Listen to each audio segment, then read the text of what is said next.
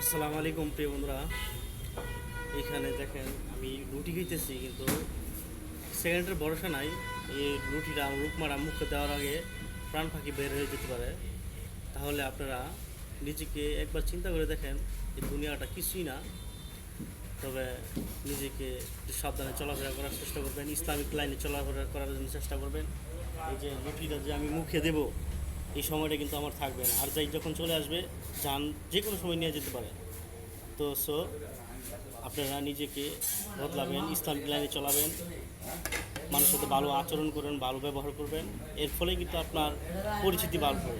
আল্লাহ রাসূলের রাস্তায় চলাবেন, নিজেকে ধন্য মনে করবেন। এই হোটেলের মানও খুব ভালো, আমি সবসময় হোটেলে খাই। আপনারা আসলে এখানে খেতে পারবেন, ভালো কিছু খেতে পারবেন। ভালো থাকবেন, আসসালামু আলাইকুম।